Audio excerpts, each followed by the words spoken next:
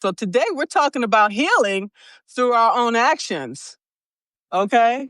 Yeah. And with that being said, healing is not just something that happens to us, it's something we consciously participate in, fully, mentally, spiritually, emotionally. And so it is a courageous act of showing up for ourselves, okay? Yeah. Moment to moment, with love, patience, and intention, okay? Every choice we make to pause, to breathe, to forgive, to rise becomes a vote for our wholeness, Mm. okay? Mm. So I don't know if you want to start with that first or start Oh with my an gosh, introduction. Margaret, I'm just like, whoa. I'm like, yes. Yes and yes. I'm like, fuck yes. Okay. There it is. There it Oh my is. God. Okay. That's so amazing. I mean, right here, there's a couple of things that I have right here. I have this book by Bell Hooks that I really love. And Okay. New Visions. It's called New Visions. This is a favorite book of mine. It's a textbook in one of my classes, but it reminds me of what she talks about in her book, Love Ethics, right? In All About Love. In this particular book, she talks about love ethics. She talks about love ethics in her work, but that what we really need is love ethics. And that, I love what you said because it's, one of the greatest healing powers that we have is love, of course. And she says in All About Love, New Visions, which is the name of the book, Okay. which is the name of the book, and it's by Bell Hooks. And she says Okay. that love is an action word, and that's really what we're being called to do right now. But she says, love is not easy. It's there. I don't know about you, but all my experiences of love have taken like real love, take effort and staying power and steadfastness and care and commitment. And I think she says here, embracing a love ethic means that we utilize all the dimensions of love: care, commitment, trust, responsibility, respect, and knowledge in our everyday lives. And we can successfully do this by cultivating awareness. Being aware enables us to critically examine our actions, to see what is needed so that we can give care, be responsible, show respect, and indicate a willingness to learn. And I think we're, kind of a bunch of know-it-alls, I don't know. You know what I mean? Like, I think experts, like there's a lot of experts and everybody's kind of an expert. And I love like X and spurt. I'm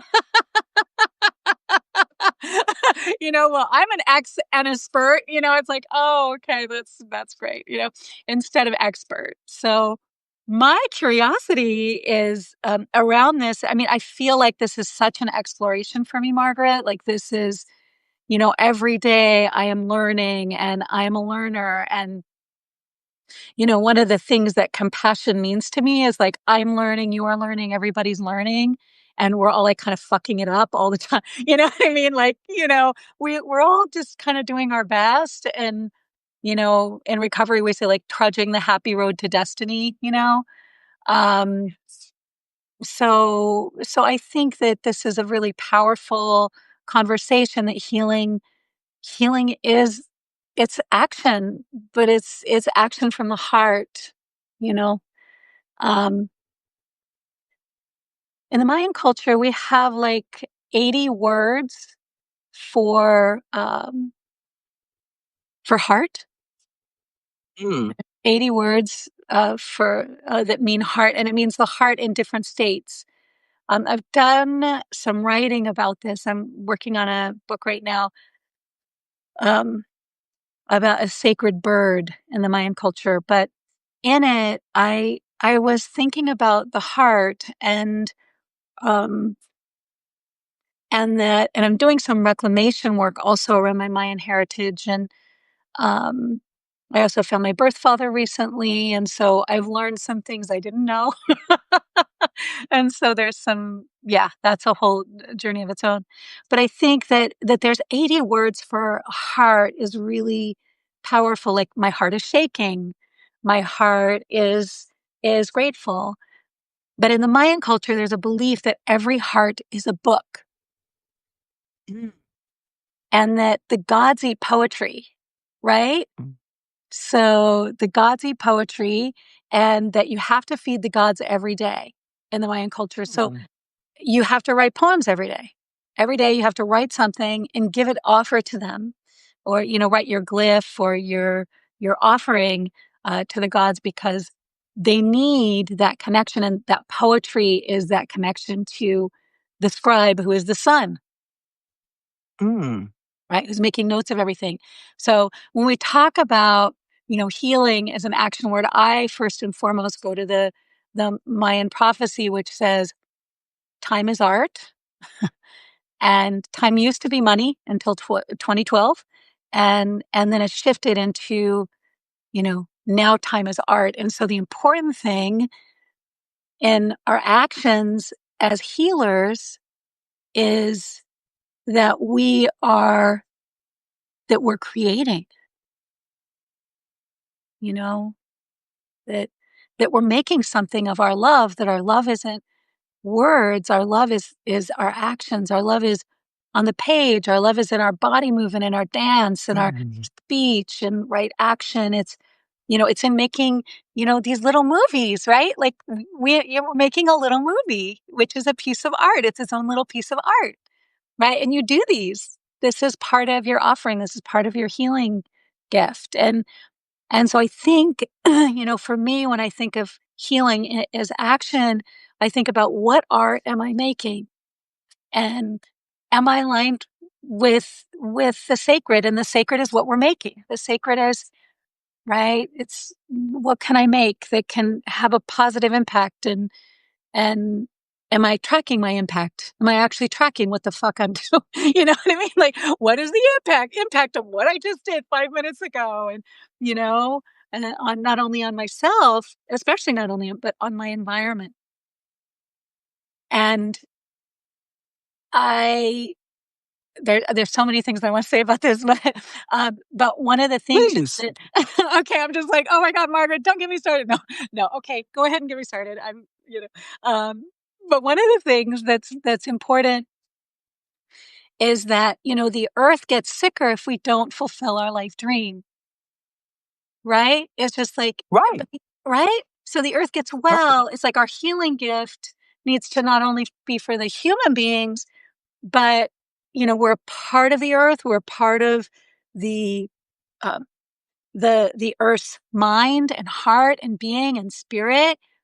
And we're like in charge of some of that. Like we have a responsibility um, for, as Mary Oliver said, our place in the order of things, our place in the, right? Just like, in the order of things, we're a part of her mind and her consciousness. And so the key is, I think one of the things is that nobody remembers their dream, right? We've been put on little hamster wheels, like the little, like, the little rat race where, like, they got us lined up with a little finish line that keeps Mm. moving, it's like, you think you're like, oh no, you're actually not getting there. You're right. And so it's like, it's this carrot that we never on a stick, and, and the stick goes away when we die, so it's just like, what is happening? Right. And the carrot was never really actually a thing, Um, so, my belief is that we all come here with a dream, and that dream is healing. That dream is like our healing gift to the planet. And we're being told and educated to do these things, right? We're being educated to, like, well, you go into this office and you do this thing, or you get this job, or you get this degree, or you get this. I wrote a piece when I don't know, I was in my 20s, I was really young, about how, a PhD is a cloaking device for something to like hide ourselves, but our authentic selves behind some role that somebody made up that's supposed to be important. So yeah, so I'm just, my focus at this time with all of my work is to help people remember their dream, and it's so that the earth can be healed, you know? And that's a process. Oh my gosh. Right? Like that is like, what is happening right now? Yeah, it's quite a process. Um and so I don't know, Margaret, if what your ceremonial life is like, or if you have a ceremonial life. I think it's so amazing that we are like right here, at the Day of the Dead. Like this is a special day in many, many cultures globally, um, and so in Mexico, we would, right now, what we are doing is we're honoring the children or those who are yet unborn or those who didn't make it across. And then November 1st and 2nd, we go and we clean off you know, the, the gravesite, and we make little altaritos and, bring like things to our loved ones. Um, and we can walk with those ancestors and we get to be with them during this time, which is something that's so, so precious. And, um, like for me, it's like to invoke someone is to ask them to not only be with us, but it's to ask them for something, right? So I think like when we're invoking someone or, during this time where, we can be with our loved ones and be close to them, to recognize that, we're asking them for something, but they're also asking us for something, right? And I was taught, I'm also part Basque, and I was taught by my Basque mentor that, our ancestors are saying, are you the one who will break the negative ancestral patterns?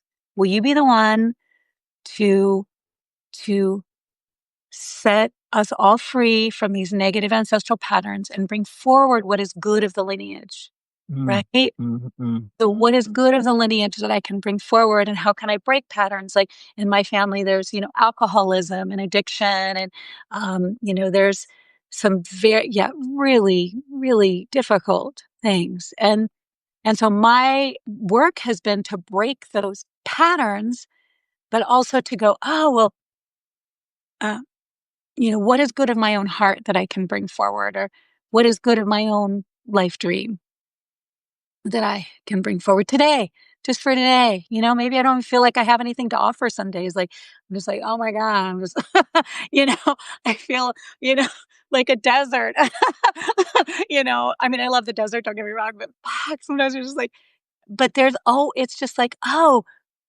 it's so interesting to me. Like, no matter how exhausted, no matter how, you know, beat up I feel on any given day, no matter how exhausted, there's just these seeds of love in me, and and I just want to plant those seeds like more than anything else.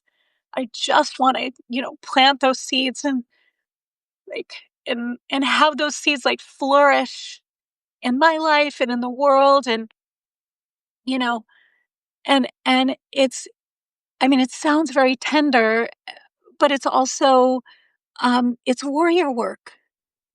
I mean, love is warrior work. This is fucking hard. And so how to keep that warrior and that love together, I think, is the real healing work. And yeah, and I know you're a warrior. You're a warrior, and I mean, you have a history of leadership that's so powerful. And yeah, I would just be so curious to know about your experience of love and leadership. It comes from within. It comes from within. Yeah. I mean, I have demons too because of, past trauma, from my childhood, but Mm. the good outweighs the bad. And when this darkness comes, I always look towards the light. Mm. And then my heart leads from there. Yeah. And who I just feel like I really want to call in a couple of ancestors.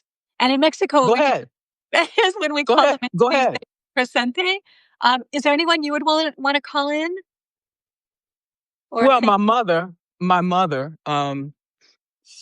I never really knew my mother, okay? She's schizophrenic and she gave me away at 3 years old. So Mm, I don't know anything about her at all. I would just love to know what time a day I was born on the 24th of May.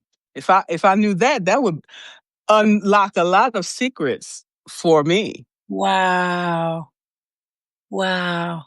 And so then we would say presente, which means please be present. May Margaret's mother please be present.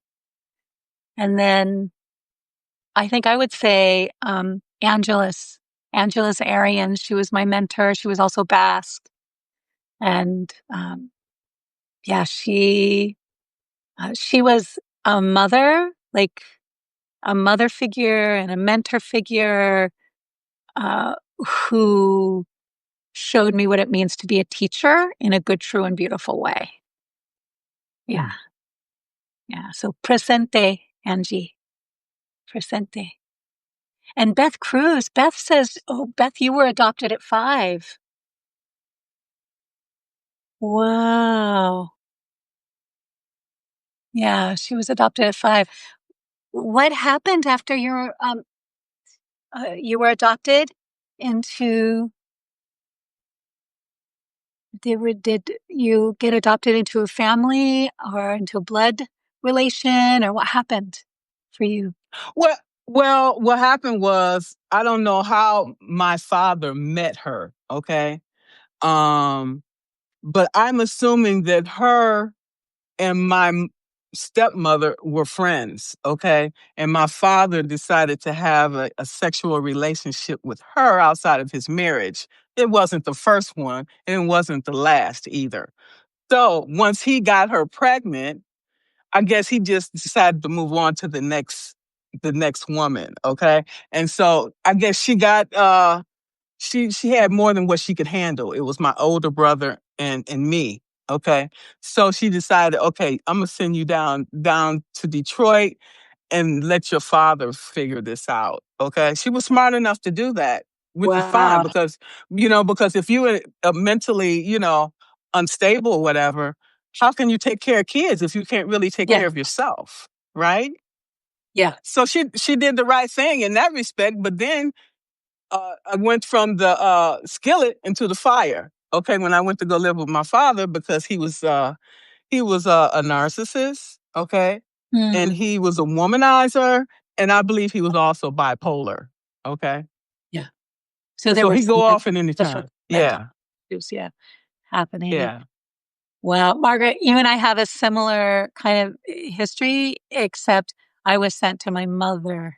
So I stayed with my mother but my father was, also very much had many, many, many affairs. And I have a sister who's like my exact same, she's 3 months older than me, so it's just like the dual families, how people will yeah. And that was before polyamory, so it wasn't really looked on with you know, um, so I think that it's just so interesting because our conversation is healing, right? Through action. Right, And that, right, right. yeah, how do we, the beginning of our lives, it's like one of the things my mother said, well, at least you were born out of passion and not out of boredom. you know, so there's something to that, right? Like, oh, Right. but Well, uh, we got to say you got to laugh to keep from crying. Okay. right, For real, right. seriously. When I look back, I'm like, wow. And if it wasn't for all of these experiences, I wouldn't be the person I am today. I hate Yeah, to say that, but it is because of these things. yeah, yeah. And I think that, for me, facing healing was so terrifying. Like, I really thought that if I became embodied, that if I landed in my body, I mean, there were times when I really thought during my healing processes that I would seriously fucking die. Like, I was like, I will die if I feel this pain. This pain is going to kill me for sure. And I don't know about you, Margaret, but I have this feeling of like falling backward. Like when I was in the Wow. deep work, and I would just feel like I was falling backward and that I would never land. And that was just so terrifying for me. But what I learned is oh, I had to fall. I had to be willing to fall. And I had to be willing to not find the ground. I had to be willing to, and it's so interesting, Margaret. I never did hit the ground, in all those years of falling. So, What it reminds me of is like taking the leap of faith. You taking oh, that leap off yeah. that cliff, knowing, trusting Hmm. in your abilities, in your values, in your gifts, that you will not fall. Okay. And that's what most of us are afraid to take the leap of faith off that cliff. We don't trust ourselves. Mm, Okay. yeah. And once we are willing to let go and take that leap, that's when the magic happens. Yeah. Damn it. No. Ah. Am I wrong? Am I wrong? Every time. Oh, you are not wrong. You are not wrong. Y correcto mundo, amor. Let's see. Let's see.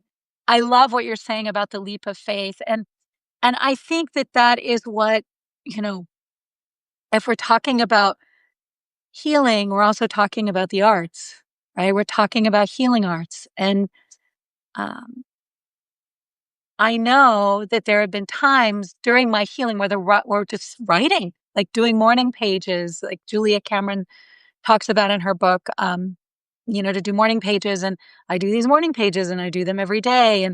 And it really has been a source of like coming to know myself and coming to trust myself more and more every day. And, you know, um, in my culture, we have a lot of tracking devices.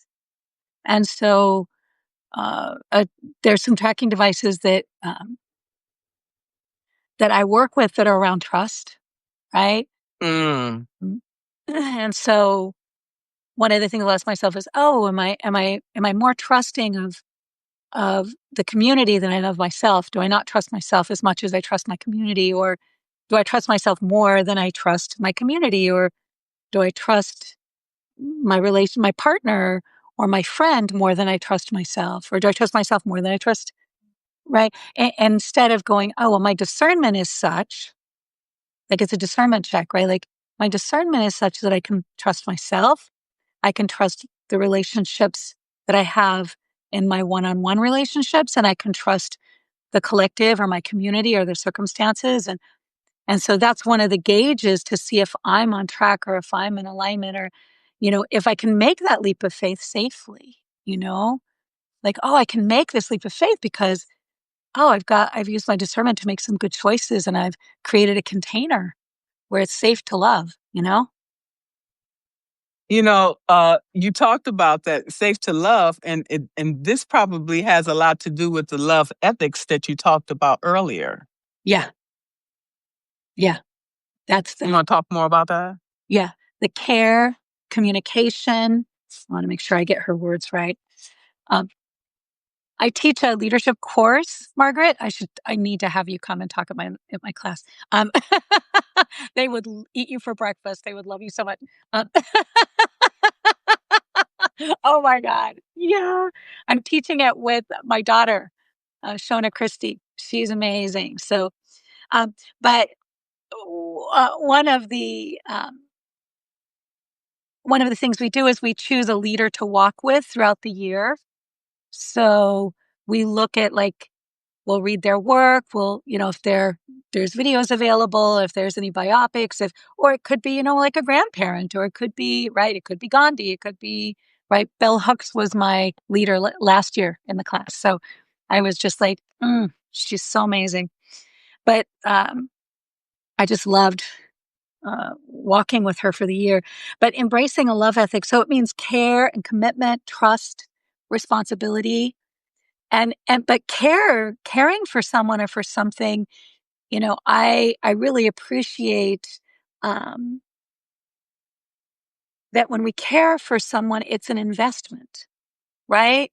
So something else we're taking from something else that we would be doing if we're caring for someone. So we want to make sure that there's this reciprocity piece, that there is this, ability, at least for me, I really need for there that to be that give and that take and to feel a sense of fulfillment and satisfaction. And um, one of the things that we talk about is feeling regenerated.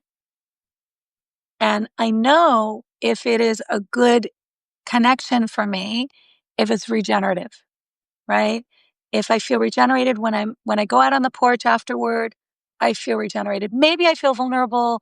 Maybe I feel a little crispy. Maybe I feel, maybe I have a, a myriad of mixed feelings going on in my body and in my being, but I'm in my fucking body, which is great.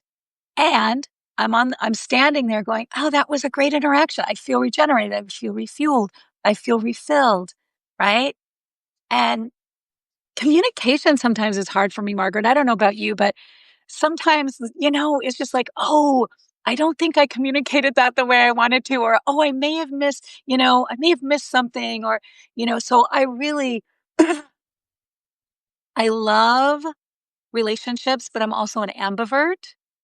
So I need my alone time. I meditate in the morning and I go outside and I do my morning prayer. Like that's also a healing action that I take each day. And so that's care of myself. And then after my meditations, after my time with Wakantanka or Creator or Tunkashila or Dios, then I come back in and I do my morning pages and I meditate and I do my recovery meditations and then I'm ready for my day. But I have to have like that deep, like internal care. And then I can extend it. Then I'm in a good mood, you know, but, but until I have my time alone, it's like I'm a true ambivert where I have to have the time alone in order to have that, really enjoy the connections because I have to know who I am and where I am first. And right. And I don't know, for Yes. me, that's constantly changing. Like I'm constantly letting go of old identities and old ways of thinking and being, and I'm constantly changing. And things are different today than they were last year. I hope. You know what I mean? So it's just, this commitment and care. I think those things go together, and that they also really involve boundaries and being able to have like clear limits and boundaries with people and so that I can have that space that allows me to be the person I fucking want to be. Like, does this allow me to be who I want to be? Does this give me the energy to, do my work, you know, to be in my work beyond my role, right? Because I have a million roles, right? There's a lot of roles and I love my job. I love being a teacher. I love being a mentor. I love doing one-on-one work. I love being a visionary. I love that, I have visionary gifts and I love the spirit world. I love being I love all that stuff. I love being a partner. I love being a friend. But beyond all that stuff, who the fuck am I? You know, right? Like, Exactly. Yeah. at the end of the day, between me and Tonkashila, between me and Great Spirit, like who am I really? Like who do I want to be? As I think that's the real question for me around love. And she also says, responsibility. And I love that word. Isn't that great? Like to respond Yes. with ability. Like, am I responding with ability? Well, most of the time I do, except when I don't. You know what I mean? Like I'm definitely Yes. doing it unless I'm not doing it. Um, so I think that there's something really important to just kind of be realistic because of course the next thing that she talks about with love ethics is respect, So, do I respect myself enough to be able to respond with ability and to understand that I'm not going to be able to do that every single time and that is okay. But she talks about affirming our interconnectedness with others, right? And oh my God, I love, uh, uh, eh, she also talks about like these bullshit books, like, women are from Venus and men are from Mars. Like, he's like, she's just like, he is kind of nuts. Like, men and women do not need different things and everybody needs love and we all need to practice a love ethic. And men are just like not in some, ivory tower somewhere and their patriarchal whacked off, thing. Like we need to come together in a collective, and I was talking about this to my students last night um, in my spiritual identity course about how we're tribal creatures, we're pack animals. We live in villages, we make apartment buildings, we want to be together. Like we want to, as the core of every community, of course, is we want to look out for each other. Like, And so I think that, um, she talks about like knowledge. One of the other love ethic uh, uh, actions, as we're talking about in, in this particular podcast, um, is knowledge. And so also like to gather knowledge I think that there's something about curiosity that is really important for us at this time. And so care, commitment, trust, responsibility, respect, and knowledge in our everyday lives.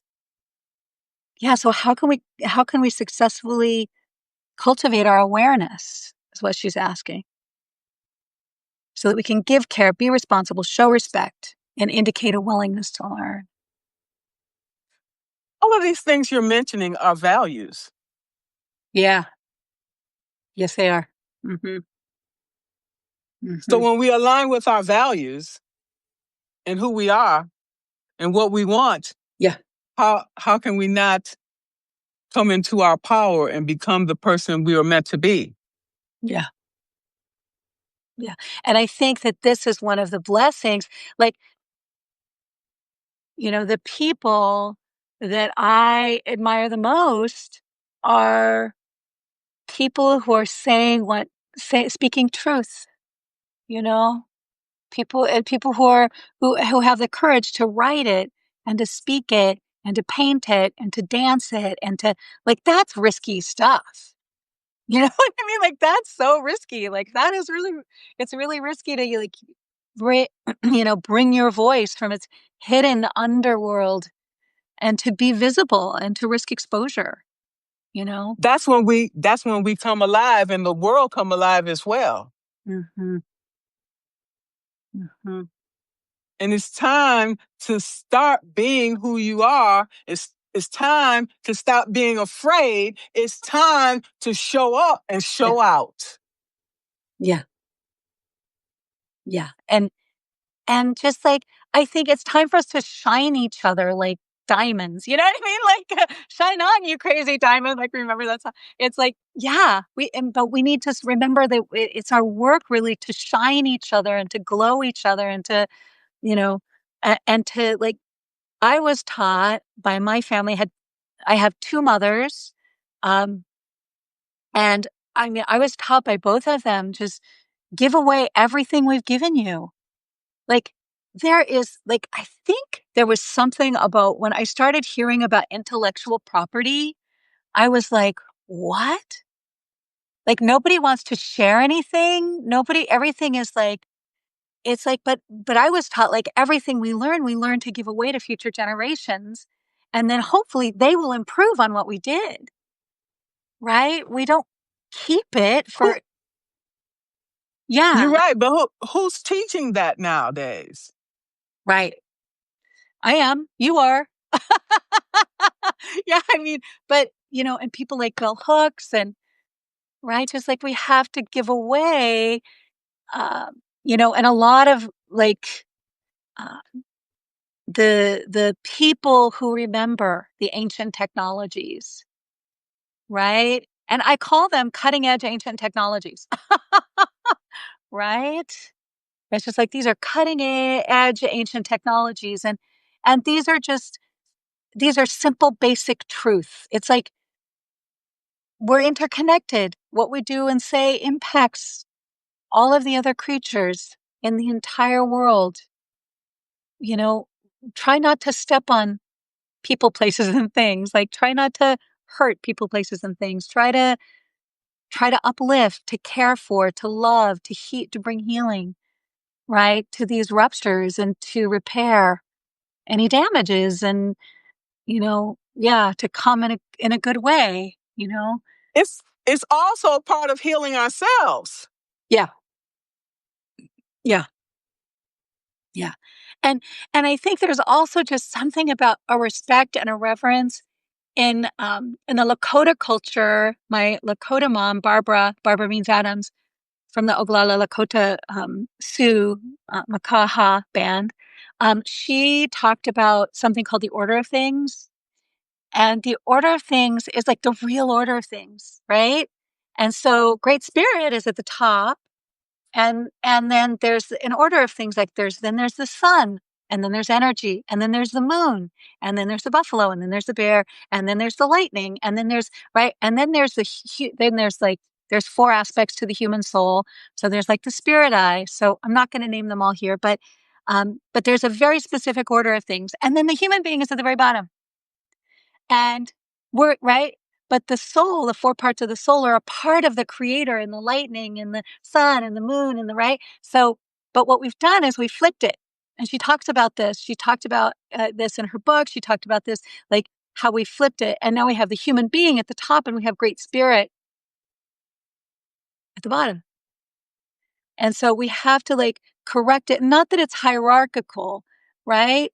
It's more like it's a round ideal, and it's a round cosmology. It's a circular cosmology, but we need to develop and remember this relationship with this being that is making the world do all the things that it's doing. And we are a part of Great Spirit, and that's something that's true, is we are a part of the creator, but we also recognize that the lightning has more power than we do, and the sun has more power than we do. And right. So, and then we go to those places and then we want to gather and receive power from those places so that we can bring the dreams alive to the earth that will bring healing to the earth. Right. So that the earth can have her dream. Unchi Maka has her dream, the dream of the earth. And we're not helping. No, with all the chemicals we're putting in the air, all the chemicals we're putting in the water, all of the garbage we are accumulating, and there are plastics and everything else, we are destroying the earth. Yeah. Yeah. And Eric says, be creative anyway. I love that. There's this great, I think, oh my God, there's this poem that Angelus used to quote. Yeah, called Anyway. I think it was originally, I think Mother Teresa saw it in a cafe in San Francisco. Strange story, but yeah, called Anyway. It's so good here. I want to see if I can pick it up real quick, if I can. Yeah, there's something really essential about how our life dream is kind of shaken out of us by the different systems. But if you watch a 6-year-old child, what are they doing? Like you'll see their dream. You'll see their dream. If we look back on ourselves, Carl Jung said that, if we think about what we love doing between the age of 6 and 12, we know what, we can see what our life dream is and what our purpose is. And so we can think about that. Right, I'm just going to see if I can find Anyway. That's why reverting back to our childhood is really good because that it increases our creativity. Okay, Right. when we become childlike, Yeah. and yes, Oh, here it is. we're able to get out of our own way. Go ahead. Oh, totally. Totally. And I think this is the thing, and it's not getting out of our own way. It's like neuro decolonization. It's like we have to decolonize our minds and remember like what it means to be close to the earth and close to other people in a way that is extends honor and respect. And there's a really great book by Michael Yellowbird, where Michael Yellowbird talks about neurodecolonization. He's amazing, an amazing human. I have my students do some of his work in my class. Um, let me see. Let me see. Let me see. This is the Mother Teresa poem. Is this a good time for it, Margaret? Please. Okay, great. Um, I get so excited. I'm like, and um, people are often unreasonable, illogical, and self-centered. Forgive them anyway. If you do good, people may accuse you of selfish, ulterior motives. Do good anyway. If you are successful, you will win some false friends and some true enemies. Succeed anyway. Honesty and frankness may make you vulnerable. Be honest and frank anyway. What you spend years building, someone could destroy overnight. Build anyway. If you find serenity and happiness, there may be jealousy. Be happy anyway. The good you do today, people will often not remember tomorrow, but do good anyway. Give the world the best you have, and it may never be enough. Give the world the best you've got anyway. You see, in the final analysis, it's between you and the great mystery, and it was never between you and them anyway. Yeah, and she didn't write the poem, but it's something that I believe she had it on one of her buildings in Calcutta where she was working.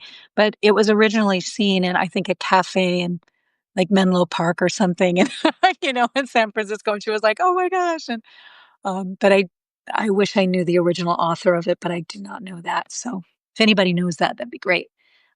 It's very powerful. Very powerful. Mhm. And so yeah, it was exactly what Eric said. Be creative anyway. It's just like be creative and make things. Like what can we make and what can we create instead of you know being so destructive and not connected to reality. You know? And the earth and the world, Yeah. because it can be a very lonely place, um, in isolation. Right. Okay, and that is depressive. But when you let the light in, you let love into your heart, and you can live a whole different life that you've never even only dreamed of, Yeah. maybe. Okay. Yeah. And that takes, like we were talking about earlier, that takes like the warrior work. Like love is warrior work. And how like what is the condition of my spine? What is the condition of my backbone? Do I have backbone? Do I have the capacity and the ability to say what needs to be said? I love, there was I have a friend and he said, Patrick O'Neill, he said, the truth without compassion is violence, And so my daughter has a real gift for being able to say things in a way that can be received and heard. Uh, and she has just a gift for um, complicated conversations and having them turn out well. That's amazing. That's the spirit Yeah. working through her. Yeah. Okay. Yeah. She's so amazing. Call out to my daughter. Okay. Me too, And, Chi. and that's the wonderful thing is once we recognize our gifts, we can utilize them to change our lives and to change the world. Mm-hmm. Yeah. And then how do we encourage, like, the whole point of evolution is that we are supposed to do better than our parents did, right? Our Yes, job is to, right? And our job is also to encourage our kids in their own true, authentic gifts and to like enjoy who they grow up to be and then hope that they continue to improve on the scene, you know? And so absolutely. my hope is that I did that, but oftentimes parents don't have that capacity or that ability, or they want a child to fulfill a dream they had or to be a person they have in mind, instead of watching and going, oh, between the ages of 6 and 12, what was my child like? What were they doing? And what did they enjoy most? And were they leading everyone in the playground? Were they like, was everybody kind of following them around? Or were they kind of like making art and drawing in the corner? Or were they outside talking to the trees? Or were they singing? Or, what were they doing?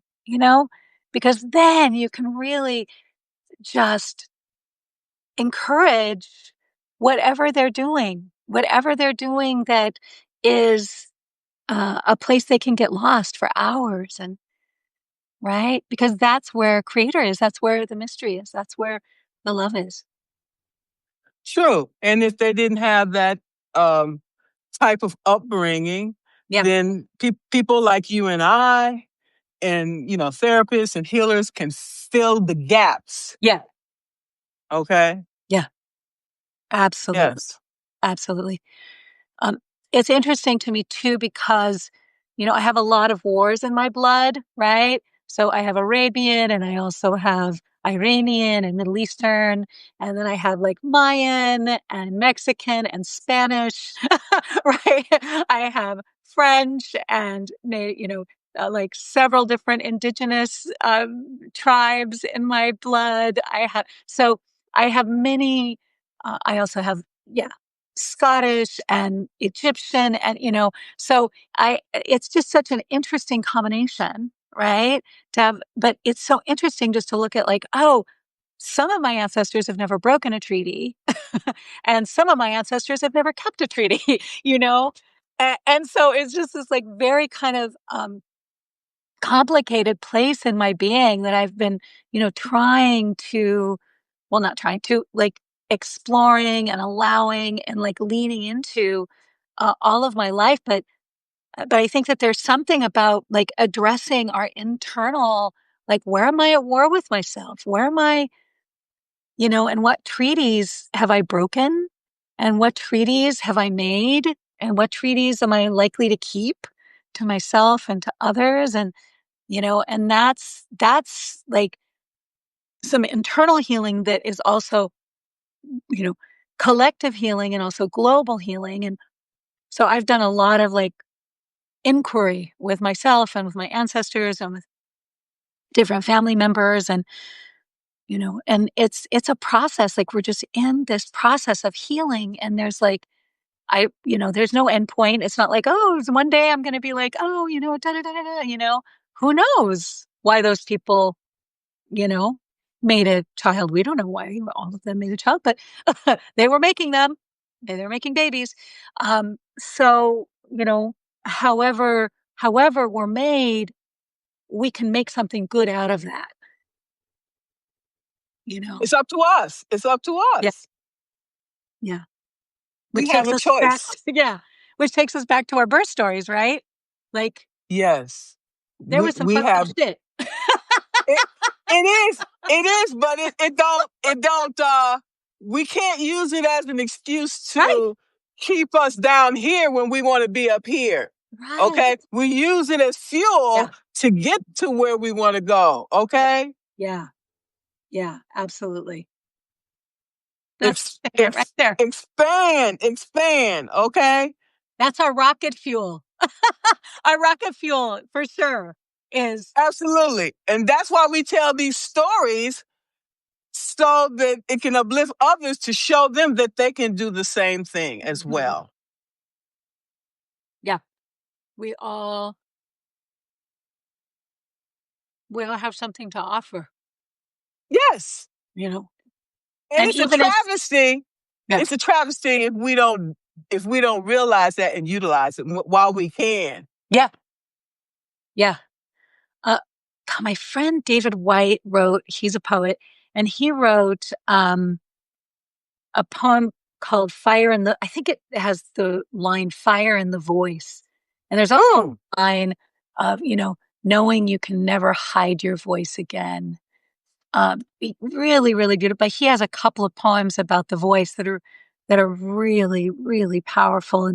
And I think the key, at least for me, is that the voice is connected to the heart, right? Like that we're speaking through the heart and not through the mind, or not through, you know, our expert, our, know-it-allness, you know, but really through the heart, and wanting to gather learning, wanting to learn and understand, but also wanting to share ourselves, like I got to do today with you, Margaret.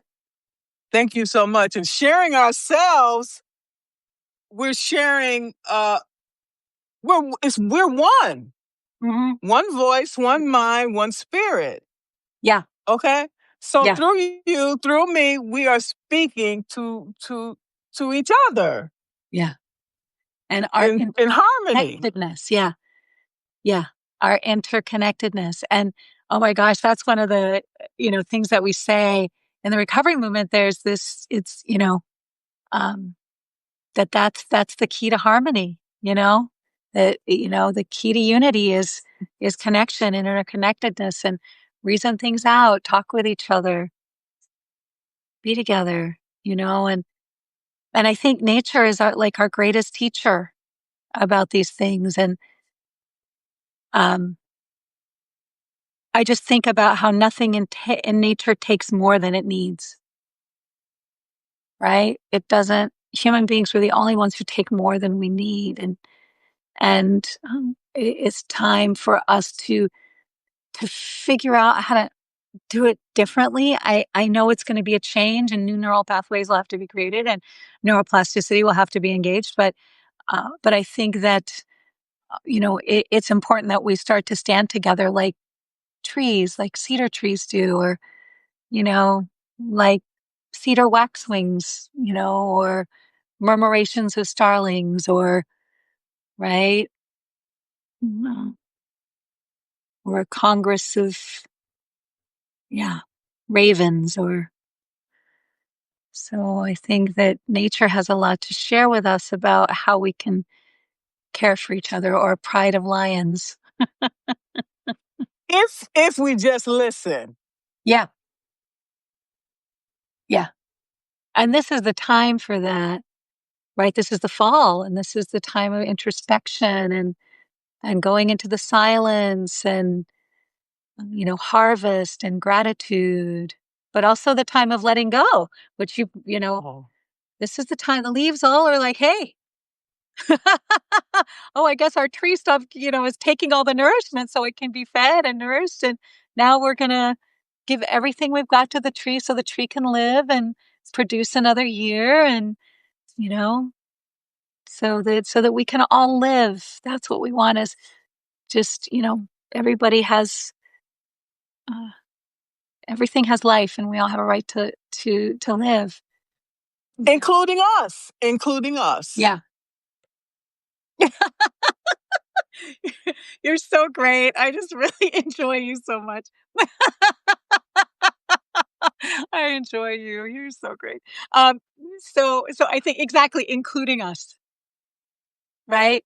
It's like for the good of all includes us. I love that. It's like, sometimes we're like, oh, the good of all, but we're not including ourselves in the good of all. And so I really appreciate that yeah, yeah. Oh, how marvelous. How marvelous. Absolutely. Absolutely. Does anyone have any questions? because you are here, you have all of this knowledge, and we could go on for another hour, but Oh yeah, easily. we would have you to come back, because I would even like to know more about this decolonization, to look deeper into that, right? So we're gonna have to have you back, okay, so we can go into deeper topics. I would love that. I would love that. Yeah, I mean, we reached way far back. There's so much, like, there's all these other places where I would love to go. And then also, I'd love to have you on my podcast and also on Sanctuary and have you as a co-teacher, maybe have you come in and if you're down for something like that. I'll be honored. That'd be great. That'd be great. And we can bring you in. We bring in my sister, one of my sisters, Devonna Lone Wolf, and she comes and talks about, as a teacher and, her work at the university there. And I have a couple of people who come in and do some mindfulness work. And so I usually have someone, at least a couple times a season to come and do some co-teaching with us. So I'm super excited. I'm super excited. I am too. These are wonderful times. I love these collaborations. Anybody have any questions? Oh, sweet Dana. Hi, Dana. Yeah, Dana. Hey, I am honored to see Dana here. Oh, I love her. Hi, Lori. Yeah, and Eric. Beth. Yeah. Brenda. Mia. So sweet. Eric. Stamona. Dan. Sayuli. Sarah. Kyra. Ashley. Thank you all for coming. Phyllis, shift happens.